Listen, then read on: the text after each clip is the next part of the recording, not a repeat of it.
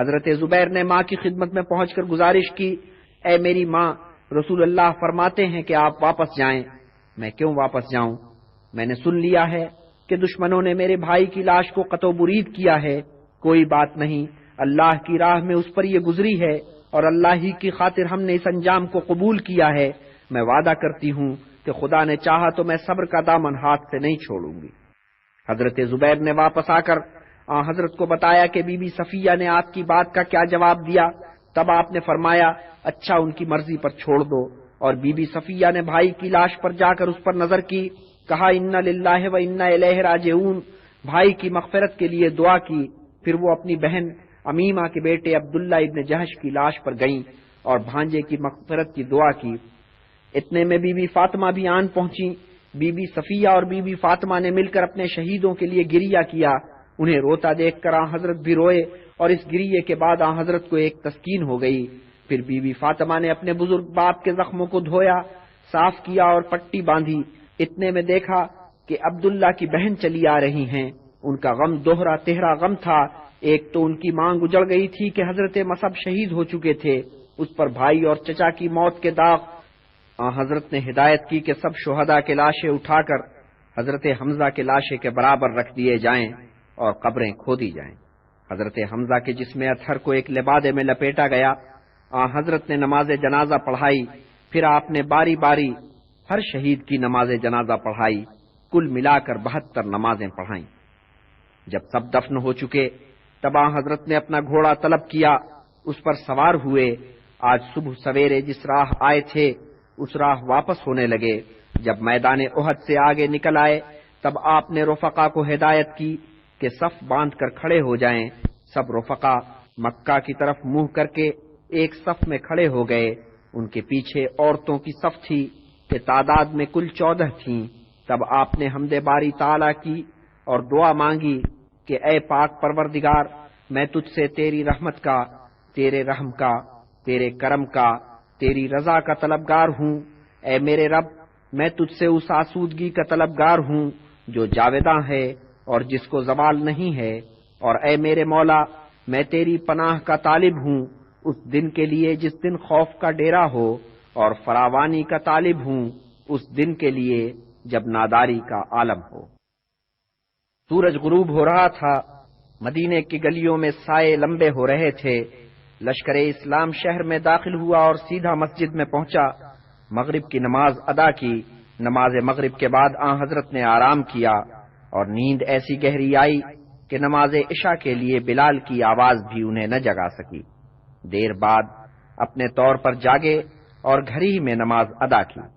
انصار میں سے مختلف اصحاب نے رات بھر مسجد کے در پر بیٹھ کر پہرا دیا، اور صبح جب نماز ہو چکی تو حضرت نے حضرت بلال سے ارشاد فرمایا کہ اے بلال، اعلان کرو کہ دشمن کا تعاقب کیا جائے گا، مگر میرے ہمراہ صرف وہ لوگ جائیں گے جنہوں نے کل کی لڑائی میں حصہ لیا تھا۔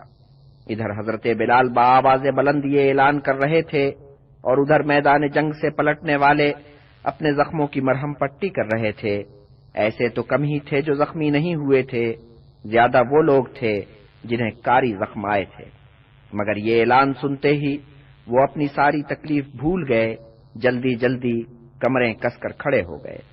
لشکر اسلام دشمن کے تعاقب میں روانہ ہوا۔ مدینہ سے 8 میل نکل کر اس نے پہلا پڑاؤ کیا۔ یہاں سے تھوڑے ہی فاصلے پر رواحہ کے مقام پر دشمن کے لشکر نے پڑاؤ ڈالا ہوا تھا۔ حضرت کو جب یہ پتا چلا تو آپ نے رفیقوں کو ہدایت کی کہ ایک جگہ اکٹھے مت ہو، پھیل جاؤ اور جتنا ایندھن جمع کر سکتے ہو جمع کرو۔ ہر غازی اپنے لیے ایندھن کی ڈھیری الگ لگائے۔ اس ہدایت کے مطابق رفقا نے سورج کے غروب ہوتے ہوتے 500 الاؤ تیار کر لیے تھے۔ جب رات ہوئی تو یہ الاؤ روشن کیے گئے۔ جب ابو سفیان اور اس کے لشکریوں نے دور سے یہ دیکھا کہ الاؤ روشن ہیں، انہیں یہ گمان ہوا کہ کوئی بہت بڑا لشکر پڑاؤ ڈالے پڑا ہے۔ اس سے ان پر ہیبت چھا گئی۔ ابھی تھوڑی دیر پہلے تک جو سورما مدینے پر دھاوا بولنے پر اصرار کر رہے تھے، اب وہ زور دینے لگے کہ مکہ کے لیے جلدی کوچ کرنا چاہیے، اور واقعی پھر انہوں نے جلدی جلدی اپنا سامان اٹھایا اور مکہ کی سمت کوچ شروع کر دیا۔ مگر ابو سفیان نے چلتے چلتے چند ناقہ سواروں کے ذریعے کہ مدینہ کی طرف جا رہے تھے، حضرت کو پیغام بھجوایا کہ ہم پھر آئیں گے اور تمہیں نیست و نابود کر دیں گے۔ حضرت نے اس نواح میں 3 دن پڑاؤ کیا، چوتھے دن شاد کام واپس آئے۔ آپ کے اس جرأت مندانہ اقدام سے احد کی شکست کی کسی قدر تلافی ضرور ہوئی، مگر یہودیوں اور منافقوں کی طرف سے تان و تشنیع کا جو سلسلہ شروع ہوا تھا وہ جاری رہا۔ خیر 2-2.5 مہینے تک امن و امان رہا، مگر امن کے دن تھوڑے تھے۔ خبر ملی کہ بنی اسد مدینے پر دھاوا بولنے کی تیاریاں کر رہے ہیں۔ اگرچہ بنی اسد کے کتنے لوگ مسلمان ہو چکے تھے، مگر اس نجدی قبیلے کے زیادہ لوگ ابھی تک اہل قریش کی رفاقت کا دم بھرتے تھے۔ جنگ احد کے حالات سے انہوں نے شہ پکڑی اور مدینے پر دھاوا بولنے کے منصوبے بنانے لگے۔ حضرت نے طے کیا کہ اس مرحلے پر طاقت کے مظاہرے کی ضرورت ہے، سو آپ نے 150 مسلح آدمی ابو سلمہ کی قیادت میں وسطی صحرا کے شمال کی سمت روانہ کیے، اس ہدایت کے ساتھ کہ ان کی چھاؤنی پر اچانک جا پڑو۔ مہم کامیاب رہی، خونریزی برائے نام ہوئی، بدو پسپا ہوئے، مسلمان بھاری مال غنیمت کے ساتھ واپس آئے۔ مہم کا مقصد یہ بتانا تھا کہ جنگ احد سے مسلمانوں کی طاقت گھٹی نہیں ہے، اور یہ مقصد پورا ہو گیا۔ مگر انہی دنوں حملے کے ایک اور منصوبے کا پتہ چلا کہ فتنے کی جڑ ایک شخص خالد حضلی ہے۔ آپ نے حضرت عبداللہ ابن انیس کو اس شخص سے نمٹنے کے لیے روانہ کیا۔ عبداللہ ابن انیس نے وہاں جا کر اس شخص کا کام تمام کیا اور بخیر و عافیت واپس آئے۔ اب مدینہ پر حملے کے سارے منصوبے خاک میں مل گئے، مگر حضلی قبیلے والے اپنے آدمی کا انتقام لینے پر تلے ہوئے تھے۔ انتقام کا موقع ان کے لیے اس طرح فراہم ہوا کہ 6 مسلمان مکہ کے نواح میں آباد ایک بستی کی سمت اس غرض سے روانہ ہوئے کہ وہاں نئے نئے مسلمان ہونے والوں کی مذہبی تربیت کی جائے۔ رجیع کے مقام پر حضلی قبیلے والوں نے انہیں جا لیا۔ 3 مسلمان شہید ہوئے، 3 مسلمانوں کو اسیر بنا لیا گیا۔ اس میں عاصم اوسی بھی تھے جو قید سے بھاگ نکلنے کی کوشش میں شہید ہو گئے۔ انہوں نے جنگ احد میں قریش کے 2 علمبرداروں کا کام تمام کیا تھا، اور ان علمبرداروں کی ماں نے قسم کھائی تھی کہ میں عاصم کی کھوپڑی کا پیالہ بنا کر اس میں شراب پیوں گی۔ حضلی قبیلے کے لوگوں نے یہ کہا کہ کھوپڑی اس عورت کو قیمتاً دے دی جائے، مگر ہوا یہ کہ مکھیوں کا ایک دل ایک سمت سے نمودار ہوا اور لاش کے ارد گرد بھنبھنانے لگا۔ پورے دن یہی صورت رہی، سو دشمن اس لاش تک نہیں پہنچ سکے۔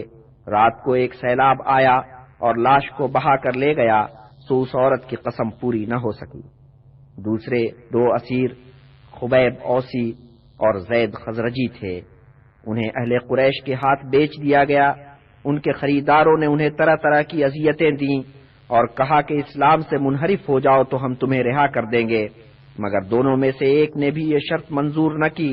انہوں نے بس ایک خواہش کی کہ قتل ہونے سے پہلے انہیں نماز پڑھنے کی مہلت دی جائے۔ یہ مہلت انہیں بہرحال مل گئی، اس کے بعد انہیں شہید کر دیا گیا۔ حضرت زید کے سامنے بھی یہ شرط رکھی گئی کہ اسلام سے توبہ کر لو تو تمہاری جان بخشی ہو سکتی ہے۔ انہوں نے بھی یہ شرط منظور نہیں کی اور انہیں بھی شہید کر دیا گیا۔ حضرت ابو عبیدہ کی بیوہ زینب بنت خزیمہ قبیلہ بنی عامر سے تعلق رکھتی تھیں۔ اس قبیلے کا بوڑھا سردار ابو برہ حضرت کی خدمت میں حاضر ہوا۔ جب حضرت نے اسے قبول اسلام کی دعوت دی تو اس نے آپ سے یہ گزارش کی کہ آپ اپنے چند اصحاب کو ہمارے قبیلے میں بھیجیے کہ وہ قبیلے والوں کو اسلامی تعلیمات سے روشناس کرائیں۔ اس نے یہ ضمانت دی کہ ان اصحاب کی پوری طرح حفاظت کی جائے گی۔ حضرت نے 40 اصحاب کو منذر ابن عمر خزرجی کی قیادت میں اس نیک کام کے لیے روانہ کیا، مگر ابو برہ کی سرداری کو اس کے بھتیجے نے تسلیم نہیں کیا تھا۔ اس نے چچا کی ضد میں ایک مسلمان کو کہ پہلے پہنچنے والوں میں سے تھا قتل کر ڈالا۔ اہل قبیلہ کو اکسایا کہ ان سب مہمانوں کو جو تبلیغ اسلام کے لیے آئے ہیں قتل کر ڈالو۔ جب قبیلے والوں نے اس کا کہنا نہ مانا تو اس نے بنی سلیم سے امداد چاہی۔ اس قبیلے نے فوراً کمک بھیجی۔ اس گروہ نے مسلمانوں پر بے خبری میں حملہ کیا اور 2 کے سوا سب کو شہید کر ڈالا۔ 2 مسلمان اپنے اونٹوں کو چرانے بستی سے باہر گئے ہوئے تھے۔ واپس آ کر انہوں نے اپنے رفقا کو خون میں لت پت دیکھا تو ان کی غیرت نے جوش مارا۔ وہ مخالفوں پر ٹوٹ پڑے۔ مخالفوں نے بالآخر انہیں گھیرے میں لے کر گرفتار کر لیا۔ ان میں ایک حارث تھے، جب ان سے پوچھا گیا کہ کیا چاہتے ہو تو انہوں نے کہا کہ مجھے منذر ابن عمر کی لاش پر لے چلو اور مجھے ہتھیار دو کہ میں تم سے مقابلہ کرنا چاہتا ہوں۔ دونوں شرطیں منظور کی گئیں۔ حارث بنی سلیم کے رسالے کے 2 افراد کو پہلے قتل کر چکے تھے، 2 کو اب موت کے گھاٹ اتارا، لڑتے رہے حتیٰ کہ شہید ہو گئے۔ دوسرے مسلمان عمر کو انہوں نے رہا کر دیا۔ بنی سلیم کے ان لوگوں نے مسلمانوں کو شہید تو کر دیا، مگر اس کا ان پر عجب اثر ہوا۔ وہ ان مسلمانوں کی سچائی کے اور اسلام کی حقانیت کے قائل ہوتے چلے گئے۔ عمر کو انہوں نے یہ کہہ کر رہا کیا کہ بھائی ہم تو بنی عامر کے بھرے میں آ کر اس فعل کے مرتکب ہوئے، اور عمر نے جاتے جاتے بنی عامر کے 2 آدمیوں کو موت کے گھاٹ اتار دیا۔ مگر قسمت کی بات وہ دونوں وہ تھے جو ابو برہ کے وفاداروں میں شامل تھے اور مسلمانوں کی حفاظت کے قائل تھے۔ حضرت کو جب یہ معلوم ہوا تو آپ نے طے کیا کہ ان کا خوں بہا ادا ہونا چاہیے۔ سوال یہ پیدا ہوا کہ خوں بہا کے معاملے میں بیچ میں کسے ڈالا جائے۔ تب دھیان بنی نذیر کا آیا کہ اس یہودی قبیلے کا بنی عامر سے دوستی کا معاہدہ چلا آتا تھا۔ حضرت اپنے برگزیدہ اصحاب کو ہمراہ لے کر ان کے پاس پہنچے اور مدعا بیان کیا۔ یہودیوں نے خوں بہا کے سلسلے میں واسطہ بننا منظور کیا اور حضرت کی بہت مدارات کی، گزارش کی کہ چندے قیام کیجیے اور ہمارے ساتھ کھانا کھائیے۔ حضرت نے ان کی دعوت قبول کر لی۔ اسی دوران میں چند یہودی وہاں سے چپکے سے سرک گئے۔ ان میں ان کا ایک سردار ہئی بھی تھا۔ بہانہ انہوں نے یہ بنایا کہ وہ دعوت کا انتظام کرنے جا رہے ہیں، مگر نیت کچھ اور تھی۔ تب جبریل امین نازل ہوئے اور حضرت سے کہا کہ یہودی آپ کو قتل کرنے کی سازش کر رہے ہیں، آپ فوراً مدینہ لوٹ جائیے۔ حضرت نے غیبی اشارے کو جانا اور اٹھ کھڑے ہوئے، خاموشی سے وہاں سے نکل گئے۔ میزبانوں کی مت ماری گئی۔ ان کی سمجھ میں نہ آیا کہ حضرت کس مقصد سے وہاں سے اٹھے ہیں۔ ساتھ میں آنے والے اصحاب بھی آپ کے ارادے کو نہ سمجھ پائے۔ دیر تک جب حضرت واپس نہ آئے تو اصحاب نے میزبانوں سے رخصت لی اور مدینہ کی طرف چلے۔ مدینہ واپس آنے کے بعد اصحاب حضرت کی خدمت میں پہنچے۔ تب حضرت نے ان سے احوال واقعی بیان کیا۔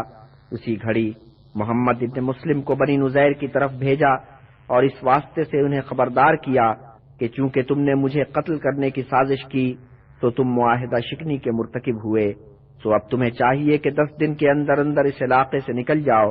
10 دن کے بعد تم میں سے جو شخص یہاں نظر آئے گا اس کا سر قلم کر دیا جائے گا۔ اس انتباہ سے بنی نذیر کے حلقوں میں کھلبلی پڑ گئی۔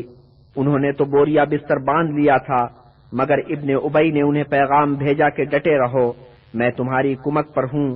اس کے بعد تو وہ شیر ہو گئے، کہلا بھیجا کہ ہم اپنا ٹھکانہ نہیں چھوڑیں گے، جو کرنا ہے کر لو۔ حضرت نے یہ جواب سن کر بآواز بلند فرمایا اللہ اکبر، اور ارد گرد بیٹھے اصحاب سے فرمایا کہ یہودیوں کی طرف سے یہ اعلان جنگ ہے۔ حضرت نے لشکر کو آراستہ کیا، علم برداری کا فریضہ حضرت علی کو سونپا اور کوچ کا حکم دیا۔ عصر کی نماز آپ نے یہودیوں کے علاقے میں پہنچ کر ایک احاطے میں جسے وہ خالی کر گئے تھے ادا کی۔ نماز کے بعد آپ نے دشمن کے قلعوں کی طرف پیش قدمی کی۔ قلعوں کی فصیلوں پر تیر انداز اور فلاخن انداز تعینات تھے۔ ساتھ میں انہوں نے بڑے بڑے پتھر بھی رکھ چھوڑے تھے کہ اگر حملہ آور دیواروں تک آ جائیں تو ان پر یہ پتھر لڑکا دیے جائیں۔ دونوں طرف سے تیر چلنے شروع ہوئے، شام پڑے تک تیر چلتے رہے۔ ادھر یہودی حیران تھے کہ مسلمانوں نے حملہ کرنے میں کتنی پھرتی دکھائی ہے، مگر مطمئن تھے کہ رات بیچ میں ہے، اس کے بعد تو ابن ابی کی طرف سے کمک پہنچ ہی جائے گی اور بنی قریظہ کی طرف سے بھی امداد آ جائے گی۔ پھر 2-3 دن میں بنی غطفان کے بھی جیال آن پہنچیں گے۔ ادھر وہ یہ خیالی پلاؤ پکا رہے تھے، ادھر مدینہ سے دلیران صف شکن قطار اندر قطار چلے آ رہے تھے۔ عشاء کی نماز کے وقت تک اتنا بڑا لشکر اکٹھا ہو چکا تھا کہ ان قلعوں کی آسانی سے ناکہ بندی کر سکتا تھا۔ حضرت نے لشکر کے ساتھ نماز عشاء ادا کی، پھر آپ نے لشکر کی کمان حضرت علی کے سپرد کی اور خود مدینہ روانہ ہو گئے۔ رات آپ نے مدینہ میں جا کر بسر کی، صبح سویرے پھر تشریف لے آئے۔ بنی نذیر نے کمک کا کس بے چینی سے انتظار کیا، دن گزرتے گئے اور کمک نہیں آئی۔ ابن ابی اب پھر کنی کاٹ گیا۔ بنی غطفان نے چپ سادھ لی۔ بنی قریظہ نے صاف صاف کہہ دیا کہ ہم نے رسول خدا سے جو معاہدہ کیا ہے اسے توڑنے سے معذور ہیں۔ اس سے یہودیوں کے حوصلے پست ہو گئے۔ ادھر حضرت نے 10-12 دن تک انتظار کیا کہ یہودی راہ پر آ جائیں۔ جب وہ راہ پر نہ آئے تو آپ نے فصیلوں کے ارد گرد کھجور کے درختوں کو کاٹنے کا حکم جاری کیا۔ اس سے یہودیوں میں کھلبلی پڑ گئی۔ یہ درخت ان کی آمدنی کا بہت بڑا ذریعہ تھے۔ ابھی چند ہی درخت کٹے تھے کہ یہودیوں نے گھٹنے ٹیک دیے۔ حی نے پیغام بھجوایا کہ ہم یثرب سے نقل وطن کرنے کے لیے تیار ہیں۔ تب حضرت نے حکم دیا کہ آپ صرف اتنا مال و متاع لے کر جا سکتے ہیں جتنا آپ کے اونٹوں پر لد سکے، لیکن ہتھیار لے جانے کی اجازت نہیں ہے۔ حی کو یہ شرط ماننے میں تامل تھا، لیکن اب اس کے قبیلے والے اس کی بات ماننے پر تیار نہیں تھے، تو اس نے طوعاً و کرہاً تجویز منظور کی۔ یہودیوں کا قافلہ اپنے قلعوں سے برآمد ہوا اور مدینہ سے ہوتا ہوا گزرا۔ اونٹوں کی ایک لمبی قطار مدینہ کی آباد گلیوں سے گزر رہی تھی، اور ہر اونٹ قیمتی ساز و سامان سے لدا پھدا تھا۔ ان کی پشت پر شاندار ہودے آراستہ تھے، ہودوں کے پردے اٹھے ہوئے تھے، اور یہودی عورتیں زرق برق پوشاکوں میں ملبوس ہیرے جواہرات سے جڑے زیورات پہنے وہاں سے گزر رہی تھیں۔ یہ سن 626 عیسوی کے ابتدائی ایام تھے۔ بی بی فاطمہ کے ایک چاند سا بیٹا پیدا ہوا۔ حضرت نے پہلے نواسے کا نام حسن رکھا تھا، اس ننھے نواسے کا نام حسین رکھا۔ بدر میں دوسری مارکہ آرائی کا وقت قریب آتا جا رہا تھا۔ میدان احد سے رخصت ہوتے ہوئے ابو سفیان نے چیلنج کیا تھا کہ اگلے برس بدر میں ملاقات ہوگی، اور حضرت نے اس چیلنج کو قبول کیا تھا۔ تو اب وہ وقت قریب آن پہنچا تھا، لیکن اسی برس ایسا ہوا کہ بارش کی ایک بوند نہ پڑی۔ ابو سفیان نے سوچا کہ راہ میں گھوڑوں اور اونٹوں کو کہیں چارہ میسر نہیں آئے گا، ان کی ضرورت کے مطابق سارا چارہ لے کر چلنا پڑے گا۔ ادھر قریش کے ذخیروں کی حالت ابتر تھی۔ ابو سفیان نے سوچا کہ کوئی ایسی ترکیب کرنی چاہیے کہ رسول اللہ بدر کے لیے روانہ ہی نہ ہوں، اس طرح بات رہ جائے گی، ورنہ قریش کی بہت کرکری ہوگی۔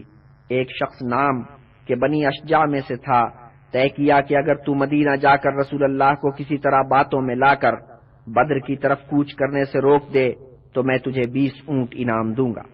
نام نے یہ پیشکش قبول کی، مدینہ پہنچا اور مہاجر و انصار کے حلقوں میں الگ اور منافقوں اور یہودیوں کے حلقوں میں الگ چرچا کیا کہ اہل مکہ نے اب کے زبردست تیاری کی ہے، اگر مارکا پڑا تو مسلمانوں میں سے ایک آدمی بھی نہیں بچے گا۔ اس پروپیگنڈے نے بہت اثر کیا۔ بہت سے مسلمان یہ سوچتے اور کہتے نظر آئے کہ بدر کی سمت کوچ کرنے سے احتراز کیا جائے۔ حضرت نے یہ رنگ دیکھا تو اصحاب سے مشورہ کیا۔ حضرت ابو بکر اور حضرت عمر کوچ کے حق میں تھے۔ کہا کہ اللہ اپنے دین کی حفاظت کرے گا، اور حضرت نے فرمایا میں ضرور جاؤں گا، بے شک اکیلا ہی جانا پڑے۔ حضرت کے اس عزم سے نام کی ساری مہم پر پانی پھر گیا۔ جو 20 اونٹ اسے ملنے تھے وہ ان سے محروم ہو گیا۔ حضرت بدر کی طرف اس شان سے روانہ ہوئے کہ 1500 غازی اونٹوں پر سوار تھے، 10 گھڑ سوار تھے۔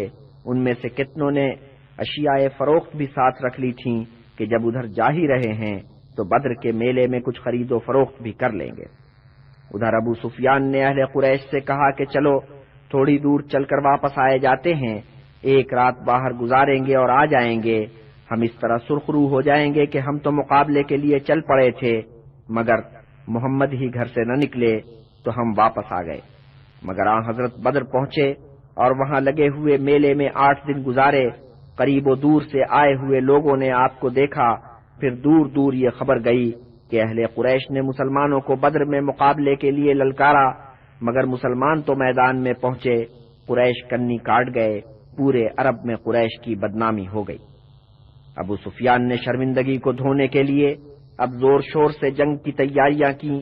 بدر سے واپس آئے ہوئے حضرت کو 1 مہینہ ہوا تھا کہ خبر ملی کہ بنی غطفان کے کچھ لوگ مدینہ پر دھاوا بولنے کے منصوبے باندھ رہے ہیں۔ آپ 400 غازیوں کو ہمراہ لے کر صحرائے نجد کی طرف روانہ ہوئے۔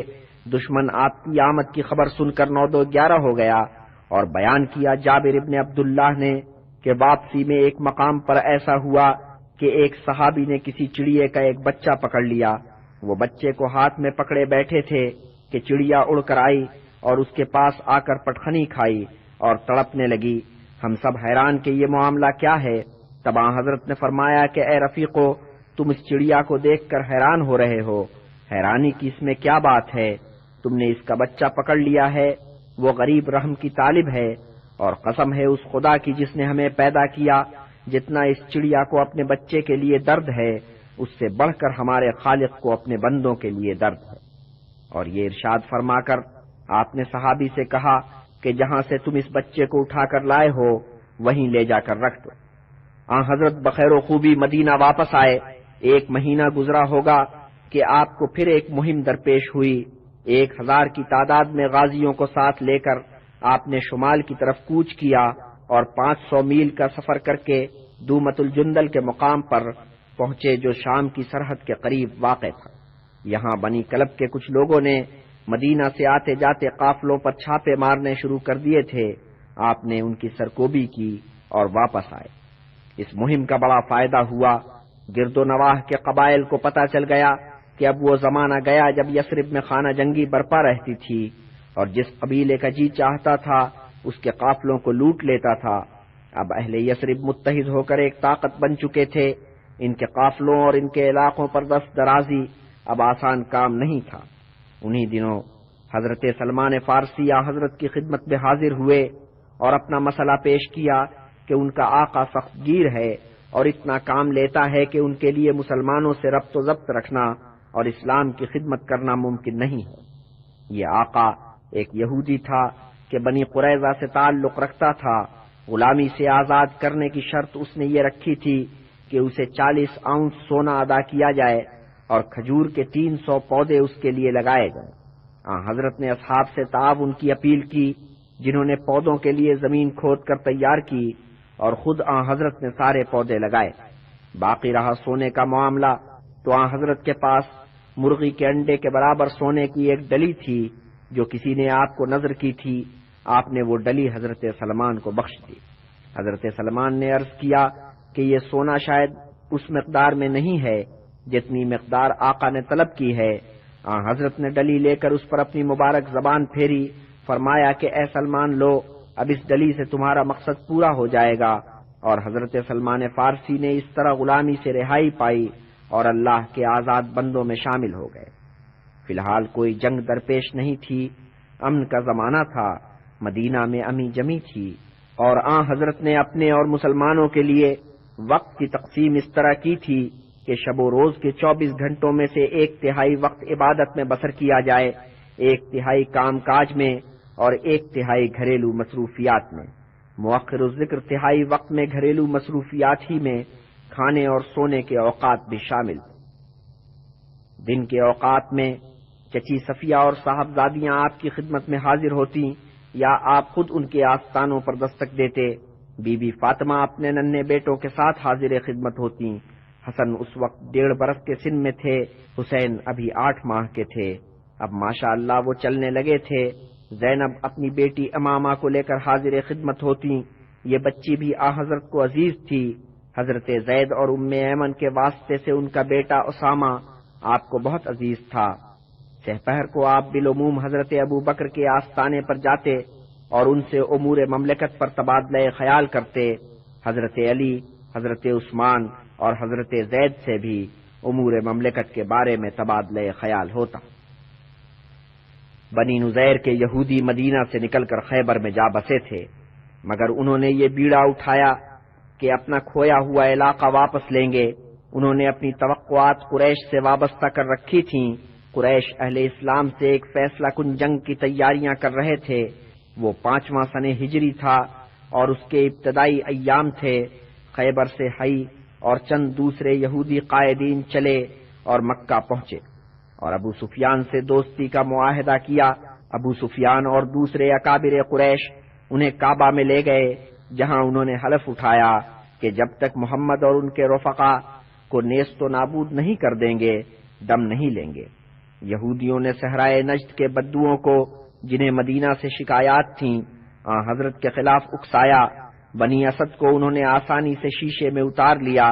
بنی غطفان کو یہ لالچ دیا کہ اگر تم اس مہم میں ہمارا ساتھ دو گے تو خیبر میں کھجوروں کی جو فصل ہوتی ہے اس کا نصف تمہیں نذر کر دیں گے۔ بنی سلیم کے بہت سے آدمیوں کو بھی انہوں نے اپنی طرف کر لیا۔ ہاں، بنی عامر ان کے بھرے میں نہیں آئے، انہوں نے حضرت سے جو معاہدہ کیا تھا اس پر قائم رہے۔ ادھر قریش نے اپنے حلیفوں کے تعاون سے 4000 کا لشکر اکٹھا کر لیا تھا۔ 1-2 رسالے جنوب کے علاقوں کی طرف سے بھی پہنچنے والے تھے۔ منصوبہ یہ تھا کہ یہ لشکر اسی مغربی ساحلی راستے سے مدینہ کی طرف کوچ کرے جس راستے سے احد کی جنگ کے موقع پر مدینہ پر چڑھائی کی گئی تھی۔ دوسرا لشکر مشرق کی طرف سے یعنی صحرائے نجد کی طرف سے مدینہ پر دھاوا بولے۔ یہ دونوں لشکر مل کر احد کے وقت کے لشکر سے کئی گنا بڑا لشکر بن گئے تھے۔ اس وقت قریش کا لشکر 3000 افراد پر مشتمل تھا۔ حساب یوں لگایا گیا تھا کہ جب مسلمان اس وقت 3000 کے لشکر سے شکست کھا گئے تو اب 10,000 کے لشکر کے سامنے کیسے ٹھہر سکیں گے۔ اس وقت قریش کے لشکر میں 200 گھڑ سوار تھے، اب ان کی تعداد 300 تھی، اور اتنے ہی گھڑ سواروں کی کمک بنی غطفان کی طرف سے پہنچنے کی توقع تھی۔ قریش کے لشکر نے منصوبے کے عین مطابق مکہ سے کوچ شروع کیا۔ ادھر حضرت عباس کے اشارے پر بنی خزاعہ کے چند گھڑ سوار تیزی سے مدینہ کی طرف چلے۔ 4 دن کے بعد وہ منزل مقصود پر پہنچے۔ حضرت کو حملے کے منصوبے سے آگاہ کیا۔ درمیان میں بس 1 ہفتہ تھا۔ حضرت نے تمام مہاجر و انصار کو آنے والے وقت سے خبردار کیا، ان کا حوصلہ بڑھایا اور فرمایا کہ اگر تم لوگوں نے صبر و ضبط سے کام لیا اور احکام خداوندی کو بجا لاتے رہے تو فتح تمہاری ہے۔ پھر اصحاب کو جمع کیا اور ان سے مشورہ کیا۔ اس مجلس مشاورت میں حضرت سلمان فارسی نے ایک تجویز پیش کی۔ کہا کہ یا رسول اللہ، ہمارے ایران میں جب گھڑ سواروں کے حملے کا خطرہ ہوتا ہے تو ارد گرد خندق کھودی جاتی ہے، تو میری تجویز یہ ہے کہ ہمیں خندق کھود لینی چاہیے۔ سب اصحاب نے اس تجویز پر صاد کیا، مگر وقت بہت تھوڑا تھا۔ بہرحال اس تجویز پر فوراً عمل شروع ہو گیا۔ حضرت سلمان فارسی اس منصوبے کے خالق تھے، وہی یہ سمجھ سکتے تھے کہ خندق کتنی گہری اور کتنی چوڑی ہونی چاہیے۔ چونکہ وہ بنی قریظہ کے بیچ میں رہ چکے تھے، اس لیے انہیں پتا تھا کہ خندق کھودنے کے سارے آلات ان کے پاس موجود ہیں۔ بنی قریظہ نے جو حضرت سے دوستی کا معاہدہ کیا تھا اس کا پاس کرتے ہوئے انہوں نے یہ سارے آلات مسلمانوں کو فراہم کیے۔ انہوں نے ہی کھجور کے پتوں سے تیار کیے ہوئے وہ ٹوکرے فراہم کیے جو کھدی ہوئی مٹی ڈھونے میں کام آئے۔ حضرت نے مسلمانوں کے ہر گروہ کو الگ الگ فرائض سونپے، ان کے ساتھ خود بھی اس مشقت کے کام میں شریک ہو گئے۔ روز فجر کی نماز کے بعد سب مسلمان خندق کھودنے کے کام میں جٹ جاتے، شام پڑے گھروں کو واپس آتے۔ سب سے زیادہ مہارت کا مظاہرہ حضرت سلمان فارسی نے کیا۔ سب مسلمان اس انتھک محنتی آدمی کے قائل ہو گئے۔ مہاجر و انصار میں یہ بحث شروع ہو گئی کہ سلمان ان میں سے کون سے گروہ سے تعلق رکھتے ہیں۔ مہاجروں نے انہیں مہاجر کہہ کر اپنے میں گردانا، انصار نے ان پر اپنا حق جتایا۔ حضرت نے قصہ یہ کہہ کر نمٹایا کہ سلمان بہرحال ہم میں سے ہیں۔ خندق کی کھدائی کے کام میں کچھ نوخیز بھی آن شامل ہوئے تھے جو بہت کم عمر تھے، انہیں تو گھروں کو واپس بھیج دیا گیا، لیکن درمیانی عمر والے لڑکوں کو کام کرنے کی اجازت مل گئی، مگر اس شرط کے ساتھ کہ دشمن کے نمودار ہوتے ہی انہیں واپس اپنے گھروں کو جانا پڑے گا۔ ان میں اسامہ اور عبداللہ ابن عمر بھی تھے جنہیں خندق کے کام کے ساتھ ساتھ جنگ میں حصہ لینے کی بھی اجازت مل گئی تھی۔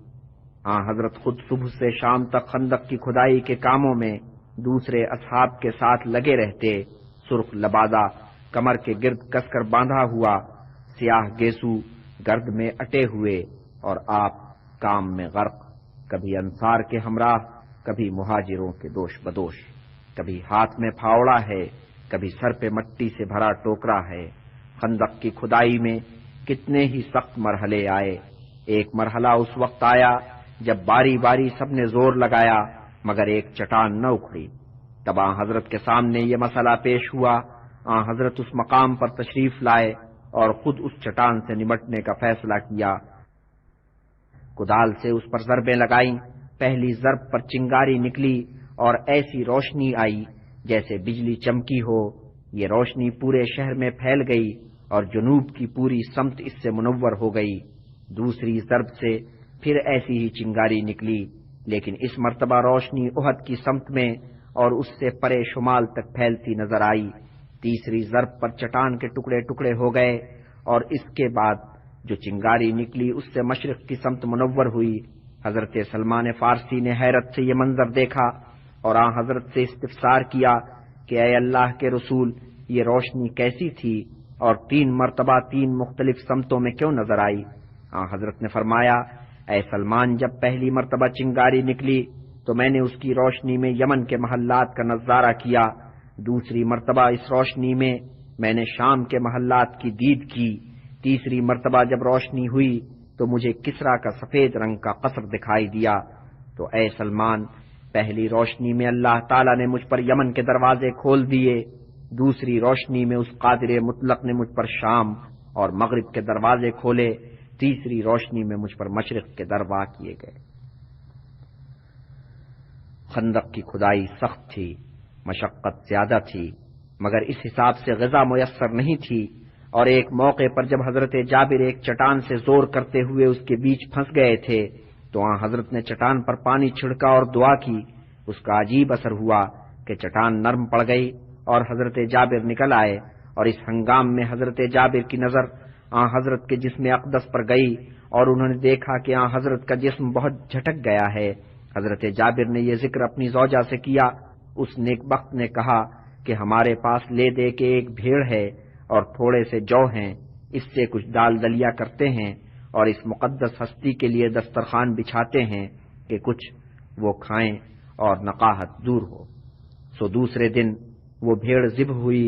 اس نیک بخت بی بی نے گوشت بھونا اور جو پیس کر اس کے آٹے سے روٹیاں بنائیں، اور ادھر جب شام ہوئی اور جابر خندق کی کھدائی سے فارغ ہو کر گھر چلے تو حضرت کو بھی رات کے کھانے پر مدعو کر لیا، اور یوں روایت کیا حضرت جابر نے کہ رسول اللہ صلی اللہ علیہ وسلم نے اپنی ہتھیلی کو میری ہتھیلی پہ رکھا، اپنی انگلیوں کو میری انگلیوں میں جکڑا اور منادی کرنے والے سے فرمایا کہ اعلان کر کے اے مسلمانوں، جابر نے رسول اللہ کو کھانے پر مدعو کیا ہے، تو تم سب رسول کی معیت میں جابر کے گھر چلو اور کھانا تناول کرو۔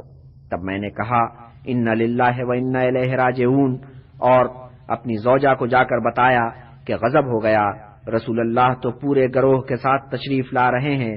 اس نیک بخت نے ٹھنڈا سانس بھرا اور کہا اچھا سب آ رہے ہیں تو شوق سے آئیں، رسول پر تو ہمارا حال روشن ہے۔ سو رسول اللہ تشریف لائے اور ان کی معیت میں خندق کھودنے والے آئے، ہم نے دسترخوان بچھایا اور جتنا کچھ پکایا تھا سب چن دیا۔ حضرت نے دعا پڑھی اور اللہ کا نام لے کر کھانا شروع کیا۔ آپ کے ساتھ 10 مسلمان تھے، انہوں نے بھی کھانا شروع کیا، سب نے سیر ہو کر کھایا۔ ان کے اٹھ جانے کے بعد 10 کی ایک اور ٹولی آئی، انہوں نے بھی سیر ہو کر کھایا۔ پھر 10 کی ٹولیاں آتی چلی گئیں، ہر ٹولی نے سیر ہو کر کھایا۔ تانتا لگا رہا یہاں تک کہ خندق کھودنے والے سب فارغ ہو گئے، سب کی سیری ہو گئی اور اس کے بعد بھی دسترخوان پر کھانا بچا رہا۔ بہرحال یہ دن جس طور بھی گزر گئے۔ خندق تیار تھی، ادھر خندق کھود کر تیار ہوئی، ادھر قریش کا لشکر آن دھمکا۔ وہ ابھی مدینہ سے دور تھا کہ حضرت اپنے 3000 رفقا کے ساتھ شہر سے نکلے اور خندق کے قریب ایک پہاڑی کے دامن میں مورچے جما لیے۔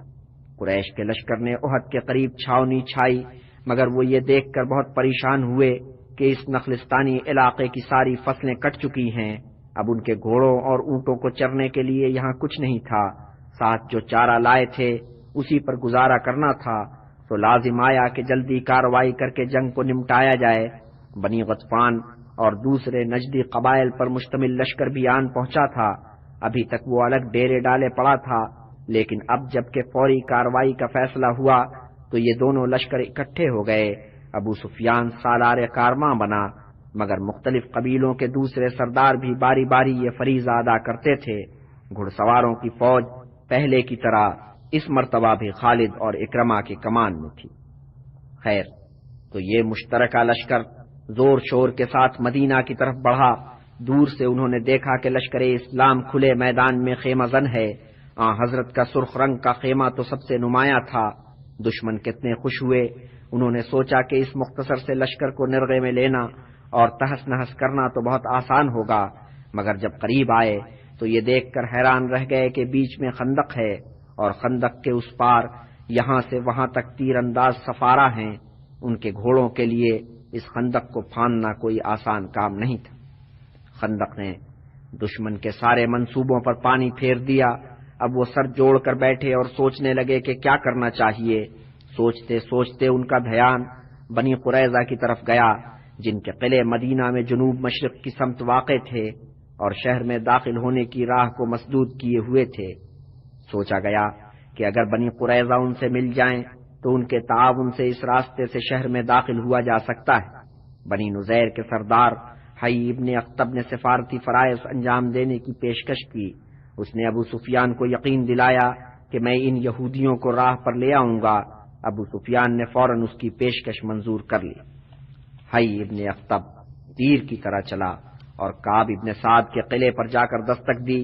کعب ابن سعد بنی قریظہ کا سردار تھا اور اسی نے حضرت کے ساتھ معاہدہ طے کیا تھا۔ حی نے جب اپنا نام بتایا تو کعب ابن سعد نے دروازہ کھولنے سے انکار کر دیا۔ اے کعب، خدا تجھے سمجھے مجھے اندر تو آنے دے، دفع ہو جا یہاں سے۔ تجھے معلوم ہونا چاہیے کہ محمد سے ہمارا معاہدہ ہو چکا ہے اور معاہدے میں کیا طے پایا ہے یہ میں تجھے نہیں بتاؤں گا۔ ارے کمبخت، میں تو تیرے لیے شوکت و حشمت کا مجدے جاں فضا لے کر آیا ہوں اور تو ہے کہ مجھے راہ نہیں دے رہا۔ اس طرح حی نے کعب کو بہت لالچ دیے، بہت منت سماجت کی، آخر میں کہا اچھا تجھ پر میری 2 روٹیاں بھاری ہیں، اچھا بچا لے اپنا کھانا، میں چلا۔ کعب کو یہ تانا کھا گیا، اس نے جھنجلا کر دروازہ کھول دیا۔ بس پھر حی نے ایسی کھٹی میٹھی باتیں کی اور کعب کو ایسے سبز باغ دکھائے کہ وہ مسلمانوں سے معاہدہ توڑنے پر بالآخر آمادہ ہو گیا۔ پھر اس نے بنی قریظہ کو اپنے ارادے سے مطلع کیا۔ پہلے تو بنی قریظہ نے ہچر مچر کی، مگر جب انہیں یہ یقین ہو گیا کہ قریش ایک لشکر جرار کے ساتھ حملہ آور ہوئے ہیں اور مسلمانوں کے پنپنے کی کوئی صورت نہیں ہے تو وہ رضامند ہو گئے۔ بنی قریظہ کی معاہدہ شکنی کی خبر سارے میں آگ کی طرح پھیل گئی۔ حضرت کو جب یہ اطلاع ملی تو فرمایا اللہ اکبر، اے مسلمانوں حوصلہ رکھو۔ اب طرح طرح کی افواہیں اڑنی شروع ہوئیں اور تشویشناک خبریں ملنی شروع ہوئیں۔ خبر ملی کہ حی کا منصوبہ یہ ہے کہ قریش اور بنی غطفان اپنے 1,000 آدمی رات کے پردے میں بنی قریظہ کے قلعوں میں پہنچا دیں اور وہاں سے وہ مدینے کے وسط میں دھاوا بولیں اور مسلمانوں کی عورتوں اور بچوں کو اغوا کر کے لے آئیں۔ کتنی مرتبہ دن مقرر ہوا، رات کے اوقات کا تعین کیا گیا، مگر ہر مرتبہ کسی نہ کسی وجہ سے منصوبہ ملتوی ہو جاتا۔ یوں آفت کی گھڑی ٹلتی چلی گئی۔ بہرحال اب حضرت کو خندق کے مورچوں سے کچھ دستے ہٹانے پڑے۔ آپ نے حضرت زید کی کمان میں 300 گھڑ سوار دیے کہ دن اور رات کے وقت مدینہ کی گلیوں میں گشت کرو۔ خیر خندق کے محاذ پر گھوڑوں کی تو ضرورت نہیں تھی مگر سپاہیوں کی تو ضرورت تھی۔ 300 افراد کے چلے جانے سے خندق کے محاذ پر نفری کم ہو گئی۔ اب ہر غازی کو زیادہ لمبی ڈیوٹی دینی پڑتی تھی۔ دن گزرتے جا رہے تھے اور دشمن کا دباؤ بڑھتا چلا جا رہا تھا۔ خالد اور اکرمہ طاق میں تھے کہ خندق کا کوئی پہرے دار ذرا غفلت برتے اور وہ اس مقام سے گھوڑے کدا کر خندق کے اس پار پہنچ جائیں۔ آخر ایک دن موقع ان کے ہاتھ آ گیا۔ اکرمہ نے تاڑا کہ خندق ایک مقام پر زیادہ وسیع نہیں ہے اور وہاں پہرا بھی واجبی ہے۔ اس نے بجلی کی سی تیزی کے ساتھ گھوڑے کو ایڑ دی اور خندق کے اس پار پہنچ گیا۔ اس کے پیچھے پیچھے 3 اور گھڑ سواروں نے اپنے گھوڑوں کو ایڑ دی۔ گھوڑوں نے زقند بھری اور خندق کے پار جا پہنچے، لیکن چوتھے سوار کے پہنچتے پہنچتے حضرت علی چند رفقا کو ساتھ لے کر وہاں جا پہنچے اور دوسرے آنے والوں کا راستہ روک دیا۔ اب یہ 4 سوار خندق کے اس طرف تھے جنہیں دوسری طرف سے کوئی کمک نہیں پہنچ سکتی تھی۔ ان 4 سواروں میں سے ایک عمر ابن عبد ود تھا، جس نے للکارا کہ کون ہے جو تنہا میدان میں آئے اور مجھ سے مقابلہ کرے۔ حضرت علی اس سے مقابلے کے لیے آگے بڑھے۔ عمر نے انہیں سر سے پیر تک دیکھا اور کہا ایک چھوکرے کی جان لیتا ہوا میں کیا اچھا لگوں گا، جا اپنی راہ لے۔ مگر حضرت علی مقابلے کے لیے تلے ہوئے تھے، تب عمر ان سے مقابلے کے لیے تیار ہوا۔ چونکہ حضرت علی پیدل تھے اس لیے وہ بھی گھوڑے سے اتر آیا۔ دونوں میں مقابلہ شروع ہوا۔ اس زور کی مار کا آرائی ہوئی کہ چاروں طرف گرد اڑنے لگی۔ دونوں سورما گرد میں چھپ گئے۔ اچانک حضرت علی نے فتح کا نعرہ بلند کیا، تب پتہ چلا کہ عمرو ابن عبد ود مارا گیا۔ قریش کی یہ مہم ناکام تو ضرور ہوئی، مگر اس سے انہیں یہ پتہ چل گیا کہ خندق ناقابل عبور نہیں ہے۔ ادھر لشکر اسلام کو بھی اس کمزوری کا احساس ہو گیا۔ اب خندق پر پہرا اور سخت ہو گیا۔ دن گزرتے جا رہے تھے اور دشمن کا دباؤ بڑھتا جا رہا تھا۔ لشکر اسلام کو 24 گھنٹے مستعد رہنا پڑتا تھا۔ حضرت نے سوچا کہ اس طرح تو مسلمان تھک جائیں گے، کوئی ایسی صورت ہونی چاہیے کہ لشکر قریش کی طاقت گھٹے اور دباؤ کم ہو۔ آپ کو بروقت ایک خیال سوجھا، فوراً آپ نے اس پر عمل درآمد کیا۔ بنی غطفان کے چند سرداروں کو آپ نے خفیہ پیغام بھجوایا کہ اگر تم لوگ اس جنگ سے کنارہ کش ہو جاؤ تو ہم تمہیں مدینہ کی کھجوروں کی فصل کا 1/3 نظر کریں گے۔ یہ سردار اس پر آمادہ ہو گئے تھے، مگر بنی اوس کے اکابر اس سودے پر خوش نہیں ہوئے۔ انہوں نے پوچھا، یا رسول اللہ، آپ یہ سمجھوتا احکام خداوندی کے تحت کر رہے ہیں یا ہماری خاطر؟ عزیزو، تمہاری خاطر خدا کی قسم میں یہ سمجھوتا ہرگز نہ کرتا، مگر میں یہ دیکھ رہا ہوں کہ عرب تم پر ہر سمت سے حملہ آور ہیں۔ میں نے چاہا کہ ان کا زور کسی نہ کسی طرح کم کیا جائے۔ سعد نے کہ اس وقت زخمی تھے کہا کہ یا رسول اللہ، اس وقت جب ہم بتوں کی پرستش کرتے تھے اور خدائے بزرگ و برتر پر ایمان نہیں لائے تھے، اس وقت یہ بنی غطفان کے لوگ ہماری کھجوروں میں سے ایک کھجور بھی نہیں لے سکتے تھے۔ مہمان کے طور پر کھاتے یا تبادلہ اجناس میں کچھ کھجوریں ان کے پاس پہنچ جاتی تو یہ الگ بات تھی، اور اب تو ہم مشرف و اسلام ہو چکے ہیں اور آپ ہمارے ہادی اور رہبر ہیں۔ اب ہم اپنی کھجوریں دینا کیسے گوارا کر لیں؟ خدا کی قسم، ہم انہیں اپنی کھجوریں نہیں چکھنے دیں گے، ہاں انہیں اپنی تلواروں کا مزہ چکھائیں گے۔ بنی اوس کے اس رد عمل نے اس معاہدے پر پانی پھیر دیا۔ بنی غطفان میں ہی ایک قبیلہ اشجع کا تھا جس کا سرگروہ نام تھا۔ یہ وہی شخص تھا جس سے ابو سفیان نے یہ سودا کیا تھا کہ تم مدینہ جا کر مسلمانوں کو اتنا خوفزدہ کر دو کہ وہ بدر کے دوسرے معرکے کی ہمت ہی نہ کرے۔ مدینہ کے دوران یہ شخص اسلام سے متاثر ہو گیا تھا، تو بنی غطفان کے ہمراہ وہ اس جنگ میں شامل تو ہو گیا تھا، مگر اندر سے دو دلا ہو رہا تھا۔ یہاں جب اس نے اپنے سے 3 گنا لشکر کے مقابل مسلمانوں کے صبر و استقلال کو اور ہمت و جرأت کو دیکھا تو وہ اسلام کی حقانیت کا اور مسلمانوں کی سیرت و کردار کا اور زیادہ قائل ہو گیا۔ آخر وہ گھڑی آ گئی جب بقول خود اس کے قلب میں اسلام کی شمع روشن ہوئی۔ وہ رات کے پردے میں چھپ چھپا کر شہر میں داخل ہوا اور حضرت کی خدمت میں حاضر ہوا۔ رسول اللہ نے اسے دیکھا اور پوچھا، اے نام، اپنے آنے کا سبب بیان کر۔ یا رسول اللہ، میں یہ اقرار کرنے حاضر ہوا ہوں کہ آپ حق پر ہیں، اور میں گواہی دیتا ہوں کہ آپ پیغام حق لے کر آئے ہیں۔ سو یا رسول اللہ، آپ فرمائیں کہ مجھے اب کیا کرنا ہے؟ آپ جو حکم کریں گے میں بجا لاؤں گا۔ ہاں، ابھی میرے قبیلے والوں کو میرے مسلمان ہونے کی اطلاع نہیں ہے۔ حضرت نے فرمایا کہ اے نام، کوشش کر کے دشمنوں میں تفرقہ پیدا ہو جائے۔ نام وہاں سے اٹھا اور سیدھا بنی قریظہ کے پاس پہنچا۔ بنی قریظہ نے اسے اپنا دیرینہ رفیق جان کر بہت اس کی مدارات کی۔ نام نے کہا، اے دوستو، میں تمہیں ایک خطرے سے آگاہ کرنے آیا ہوں۔ جان لو کہ اگر قریش اور بنی غطفان مسلمانوں کو شکست نہ دے سکے تو وہ تمہیں تمہارے حال پر چھوڑ کر واپس چلے جائیں گے۔ پھر تم مسلمانوں کے رحم و کرم پر ہوگے، سو تمہارے ایک بہی خواہ کے طور پر میرا مشورہ یہ ہے کہ تم اس اندھا دھند لڑائی میں اپنے آپ کو مت جھونکو۔ وقت آنے پر قریش کے سامنے یہ شرط رکھو کہ ہمیں یہ ضمانت دو کہ جب تک دشمن کا قلعہ قمع نہیں ہو جاتا اس وقت تک تم یہاں سے نہیں جاؤ گے، اور ضمانت کی شکل یہ ہوگی کہ تم اپنے چند اکابر ہمارے حوالے کر دو گے، پھر ہم تمہارے ساتھ مل کر لڑیں گے۔ بنی قریظہ تو پہلے ہی اندیشوں میں گرفتار تھے۔ نائم کی گفتگو نے ان کے اندیشوں کو بہت تقویت پہنچائی۔ انہوں نے فوراً یہ تجویز قبول کر لی اور یہ وعدہ بھی کر لیا کہ ہم کسی کو نہیں بتائیں گے کہ تم ہمارے پاس آئے تھے اور ہمیں یہ مشورہ دیا۔ یہاں سے نکل کر نائم ابو سفیان کے پاس پہنچا۔ اس سے اور اس کے رازداں سرداروں سے کہا کہ میں تمہیں ایک راز کی بات بتاتا ہوں، لیکن شرط یہ ہے کہ کسی کو پتہ نہ چلے کہ میں نے یہ بات بتائی تھی۔ بات یہ ہے کہ یہودیوں نے محمد سے اپنے فعل پر اظہار ندامت کیا ہے اور کہلا بھیجا ہے کہ ہم تمہاری خاطر قریش کے چند اکابر کو یرغمال بنا کر رکھیں گے اور تمہارے حوالے کر دیں گے، تم بے شک ان کے سر قلم کر دینا، پر ہم تمہارے ساتھ مل کر لڑیں گے، کیا اس سے ہماری معاہدہ شکنی کی تلافی ہو جائے گی؟ مسلمانوں کے پیغمبر نے ان کی یہ پیشکش منظور کر لی ہے۔ ابو سفیان اور دوسرے سردار یہ سن کر شک میں پڑ گئے۔ انہوں نے طے یہ کیا کہ فی الحال حی سے اس کا ذکر نہ کیا جائے اور بنی قریظہ کو آزمایا جائے کہ آیا واقعی ان کی نیت میں فطور آ گیا ہے۔ سو انہوں نے انہیں پیغام بھجوایا کہ کل لڑائی کے لیے تیار ہو جاؤ، ہم چاہتے ہیں کہ مسلمانوں سے ایک ایک ہاتھ کر لیا جائے۔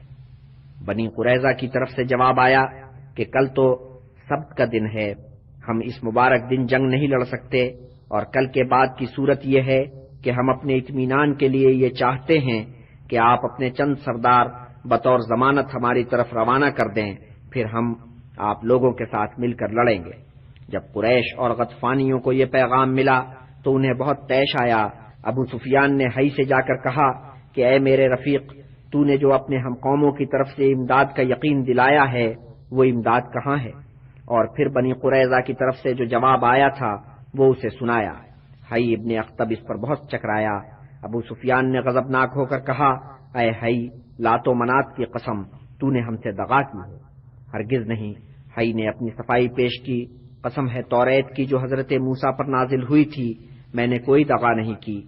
حی نے بہت قسمیں کھائیں مگر ابو سفیان کو اعتبار نہیں آیا۔ اب حی ڈرا کہ کہیں ابو سفیان اس کا کام تمام نہ کر دے، وہ وہاں سے چپکے سے سٹک گیا اور بنی قریظہ کے قلعوں میں جا کر پناہ لی۔ ادھر قریش اور نجد کے قبائل میں بھی وہ پہلا سا اتحاد قائم نہیں رہا تھا۔ یہ قبائل تو یہ سمجھ رہے تھے کہ جنگ کا فیصلہ بہت جلدی ہو جائے گا۔ قریش کی فتح ہوئی اور انہیں لوٹ مار کا موقع ملا۔ یہاں نقشہ ہی اور تھا۔ 2 ہفتے گزر چکے تھے اور قریش کوئی مارکا نہیں مار سکے تھے۔ لشکر کا سامان رسد ختم ہوتا جا رہا تھا، گھوڑے مرنے شروع ہو گئے تھے، کچھ گھوڑے بھوک سے مرے، کچھ مسلمانوں کے تیروں کا نشانہ بن گئے، کچھ اونٹ بھی جان سے گئے۔ نجدی قبائل اب لڑائی کے سلسلے میں مذبذب تھے۔ حی کے چلے جانے سے وہ بالکل ہی ہتھے سے اکھڑ گئے۔ اب حضرت نے دعا کی کہ اے پروردگار، دشمن پر ایسی بلا نازل کر کہ ان کے چھکے چھوٹ جائیں اور وہ یہاں سے دفع ہو جائیں۔ آپ نے 3 دن تک ہر نماز کے بعد یہ دعا کی، اور تیسرے دن یوں ہوا کہ مشرق کی سمت سے ایک آندھی اٹھی اور 7 طوفانی بارش ہونے لگی۔ اسی طوفان بعد و بارہ میں رات ہو گئی۔ رات کی تاریکی میں اس طوفان نے دشمن کی چھاونی میں بہت تباہی مچائی۔ خیموں کی تنابیں اکھڑ گئیں، الاؤ بجھ گئے، لشکریوں کا سردی سے برا حال ہوا۔ مسلمانوں کے لشکر نے ایسے زاویے سے پڑاؤ کیا تھا کہ وہ آندھی کی زد میں نہیں تھا۔ پھر حضرت کی دعائیں ان کے شامل حال تھیں۔ آندھی کا کچھ اثر تو ضرور ہوا لیکن اس سے زیادہ تباہی نہیں ہوئی۔ حضرت نے حذیفہ ابن یمان کو ہدایت کی کہ دشمن کے لشکر میں جاؤ اور سنگن لو کہ ان کے کیا ارادے ہیں، اور یوں بیان کیا حذیفہ ابن یمان نے کہ میں دبے پاؤں دشمن کے لشکر میں پہنچا۔ آندھی نے ان کا حشر کر رکھا تھا، کیا لشکری اور کیا ان کے سردار، سردی سے سب کا برا حال تھا، کھلے میدان میں ٹھٹر رہے تھے اور سکڑے بیٹھے تھے۔ جب صبح ہونے کو آئی تو ابو سفیان چلایا کہ اے اہل قریش، ہمارے گھوڑے اور اونٹ مر رہے ہیں، بنی قریظہ نے ہم سے دغا کی اور اب آندھی نے ہمارا ستیہ ناش کر دیا۔ سو رفیقو، اس نامبارک مقام سے نکل چلو۔ میں یہ چلا، یہ کہہ کر وہ اونٹ پر سوار ہو کر چلنے کے لیے تیار ہوا۔ ایک رفیق نے اس سے کہا کہ اے ابو سفیان، تو اس لشکر کا سردار ہے، کیا تو اپنے لشکر کو چھوڑ کر چلا جائے گا؟ اس پر ابو سفیان شرمندہ ہوا اور اونٹ سے اتر پڑا۔ اس نے لشکر کو کوچ کا حکم دیا۔ حکم پاتے ہی لشکریوں نے ڈیرا اٹھایا اور کوچ کے لیے تیار ہوئے۔ حذیفہ نے کوچ کا حکم سنا اور وہاں سے چپکے سے چلے۔ پھر انہوں نے بنی غطفان کی راہ لی۔ وہاں تو میدان ہی صاف نظر آیا۔ بنی غطفان رفو چکر ہو چکے تھے۔ حذیفہ وہاں سے پلٹے، جب اپنے لشکر میں پہنچے تو دیکھا کہ حضرت نماز کے لیے تیار ہیں۔ حذیفہ کو بیٹھنے کا اشارہ کیا، پہلے نماز ادا کی، پھر احوال پوچھا۔ حذیفہ نے سارا کچا چٹھا بیان کیا۔ اب صبح ہو رہی تھی اور جب مسلمانوں نے خندق کے اس طرف نظر ڈالی تو میدان کو صاف پایا۔ تب حضرت نے اپنے غازیوں سے فرمایا کہ رفیقو، اب واپسی کا اذن عام ہے۔ مسلمانوں نے ابھی دم نہیں لیا تھا کہ پھر ایک مہم درپیش ہوئی۔ حضرت نے ادھر ظہر کی نماز ختم کی اور ادھر جبریل امین نازل ہوئے اور یوں گویا ہوئے کہ یا رسول اللہ، کیا آپ نے اپنی شمشیر نیام میں ڈال لی ہے؟ فرشتوں کی شمشیریں تو ابھی نیاموں سے باہر ہیں۔ بے شک خدائے بزرگ و برتر کا آپ کو حکم یہ ہے کہ آپ بنی قریظہ کے تعاقب میں جائیں، میں بھی اسی طرف جا رہا ہوں۔ انہیں اتنا خوفزدہ کروں گا کہ ان کے دل دہل جائیں گے۔ حضرت نے حکم فرمایا کہ اے مسلمانوں، تمہیں عصر کی نماز بنی قریظہ کی بستی میں جا کر ادا کرنی ہے۔ آپ نے علم حضرت علی کو سونپا اور چلے بنی قریظہ کی بستی کی طرف۔ ابھی سورج غروب نہیں ہوا تھا کہ وہی لشکر جس نے لشکر قریش کا مقابلہ کیا تھا اور جو 3000 لشکریوں پر مشتمل تھا، پورے جاہو حشم کے ساتھ بنی قریظہ کے قلعوں پر جا چڑھا۔ اب بنی قریظہ لشکر اسلام کے محاصرے میں تھے۔ یہ محاصرہ 25 راتوں تک جاری رہا۔ تب ان لوگوں نے حضرت سے درخواست کی کہ ہمیں ابو لبابہ سے ملاقات کی اجازت دی جائے۔ بنی قریظہ کی بنی اوس سے ایک لمبے عرصے تک رفاقت رہی تھی اور ابو لبابہ کی حیثیت ایک واسطے کی تھی۔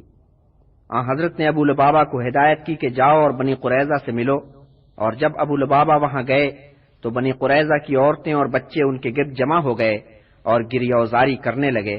ابو لبابہ ان لوگوں کی معاہدہ شکنی پر بہت برہم تھے، مگر عورتوں اور بچوں کے آنسوؤں نے ان کے دل کو موم کر دیا۔ بنی قریظہ کے لوگوں نے ان سے سوال کیا کہ اے ابو لبابہ، کیا ہم محمد کے سامنے سر تسلیم خم کر دیں؟ ہاں، سر تسلیم خم کر دو۔ مگر ساتھ ہی انہوں نے اپنی گردن پہ ہاتھ پھیر کر اشارتاً کہا کہ سر تسلیم خم کرنے کا مطلب یہ ہوگا کہ تمہاری گردنیں اڑا دی جائیں گی۔ مگر اس کے فوراً بعد ابو لبابہ کو احساس ہوا کہ انہوں نے ایسا کر کے رسول اللہ سے دغا کی ہے، اور ان کے چہرے کا رنگ فق ہو گیا۔ اے ابو لبابہ، تجھے کیا ہوا؟ کعب نے سوال کیا۔ اے کعب، میں نے خدا اور اس کے رسول سے دغا کی ہے۔ اور یہ کہتے کہتے ان کی آنکھوں سے آنسو جاری ہو گئے۔ تب انہوں نے اپنی داڑھی پر ہاتھ پھیرا تو وہ آنسوؤں سے تر تھی۔ باہر ان کے قبیلے کے لوگ ان کا انتظار کر رہے تھے کہ دیکھیں وہ یہودیوں سے کیا جواب لے کر آتے ہیں، مگر ابو لبابہ اب انہیں منہ دکھانے کی ہمت نہیں رکھتے تھے۔ وہ عقبی دروازے سے باہر نکلے اور تیزی سے شہر کی طرف چلے۔ شہر میں پہنچ کر وہ سیدھے مسجد میں پہنچے اور ایک ستون کے ساتھ اپنے آپ کو رسی سے جکڑ لیا۔ عہد کیا کہ جب تک اللہ تعالیٰ میری خطا معاف نہیں کر دے گا، میں یہاں سے نہیں ہلوں گا۔ حضرت نے جب یہ سنا تو فرمایا کہ اگر ابو لبابہ میرے پاس آتا تو میں پاک پروردگار سے اس کے حق میں دعا کرتا، مگر اب تو اس نے خود ہی اپنا معاملہ خدا کے ساتھ کر لیا ہے۔ اب جب تک خدا اسے معاف نہ کر دے، میں اسے اس جکڑ بند سے رہائی نہیں دلا سکتا۔ ابو لبابہ 10-15 دن تک ستون کے ساتھ بندھے کھڑے رہے۔ نماز کا وقت آنے پر ان کی بیٹی آ کر رسی کھولتی۔ جب وہ نماز پڑھ چکتے تو پھر انہیں رسی سے باندھ دیتی۔ اس سارے عرصے میں بس ایک خواب تھا جس نے ابو لبابہ کے دل میں امید کا چراغ روشن رکھا۔ انہوں نے خندق کے زمانے میں ایک شب یہ خواب دیکھا تھا کہ وہ گندے کیچڑ میں پھنسے ہوئے ہیں اور کسی طور نکل نہیں پا رہے۔ اسی عالم میں ان کا دم نکل جاتا ہے۔ پھر کیا دیکھتے ہیں کہ ایک بہتا ہوا چشمہ ہے اور وہ اس میں غسل کر رہے ہیں۔ ارد گرد کی فضا پاک صاف ہے اور ہوا میں ایک خوشبو ہے۔ جب وہ خواب سے جاگے تو حضرت ابو بکر کے پاس پہنچے اور اپنا خواب بیان کیا۔ حضرت ابو بکر نے کہا، اے ابو لبابہ، تو ایک روحانی اذیت میں مبتلا ہوگا، مگر پھر تجھے اس اذیت سے گلو خلاصی حاصل ہوگی۔ تو یہ وہ خواب تھا اور یہ اس کی وہ تعبیر تھی جس نے ابو لبابہ کو سہارا دے رکھا تھا۔ ادھر بنی قریظہ ایک تذبذب کے عالم میں تھے۔ کعب نے انہیں مشورہ دیا کہ عزیز و اسلام قبول کر لو اور اپنی جان و مال کی خیر مانگو۔ لوگوں نے کہا کہ اے کعب، ہم توریت سے اور شریعت موسوی سے ہرگز انحراف نہیں کریں گے، مر جائیں گے مگر اسلام قبول نہیں کریں گے۔ کعب نے مختلف تجویزیں پیش کیں مگر یہودیوں کو کوئی شرط منظور نہیں ہوئی۔ ہاں، 3 نوجوانوں نے کہ قریظہ کے بھائی حنظل کی اولاد میں سے تھے، کعب کی پہلی تجویز کو قبول کیا اور رات کے پردے میں قلعے سے نکل گئے۔ مسلمان پہرےداروں کو انہوں نے بتایا کہ وہ مسلمان ہونے جا رہے ہیں اور حضرت کے حضور جا کر اسلام لے آئے۔ بنی قریظہ میں سے صرف 2 اشخاص نے ان نوجوانوں کی مثال کو اپنایا۔ ان میں ایک عمر بن سعدہ تھا کہ اس نے اسلام قبول کر کے ایک رات مسجد میں بسر کی اور پھر ایسا غائب ہوا کہ پتہ ہی نہیں چلا کہ کہاں گیا۔ دوسرا شخص رفاع تھا جو چھپ کر سلمہ بنت قیس کے مکان پر پہنچ گیا اور وہاں پناہ لی۔ سلمہ بنت قیس بی بی آمنہ کی سوتیلی بہن تھیں اور انہوں نے بنی نجار کے ایک خزرجی نوجوان سے شادی کی تھی۔ رفاع نے اس گھر جا کر اسلام قبول کیا۔ خیر، تو بنی قریظہ نے کعب کی کسی تجویز، کسی مشورے کو قبول نہیں کیا۔ انجام یہ ہوا کہ دوسرے دن انہوں نے اپنے قلعوں کے پھاٹک کھول دیے اور اپنے آپ کو رسول اللہ کے حوالے کر دیا۔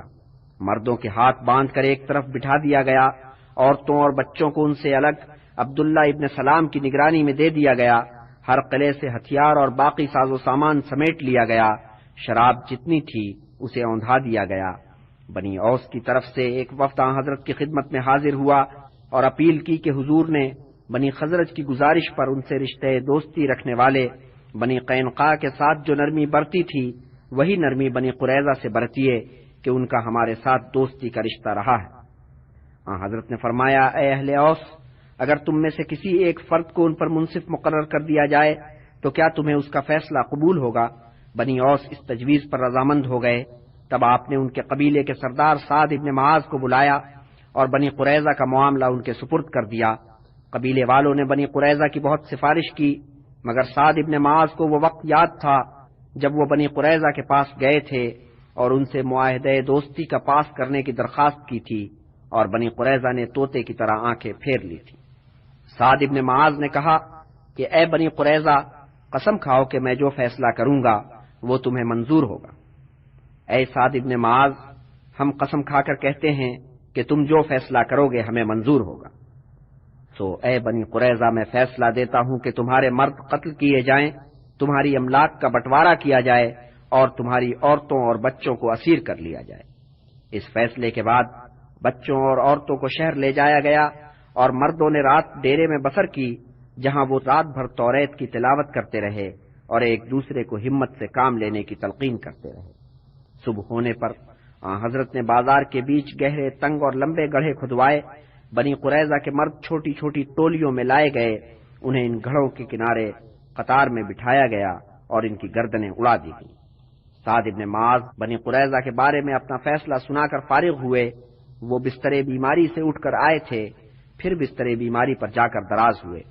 اصل میں جنگ خندق میں وہ زخمی ہو گئے تھے، زخم کاری تھا، کسی صورت مندمل نہیں ہوا۔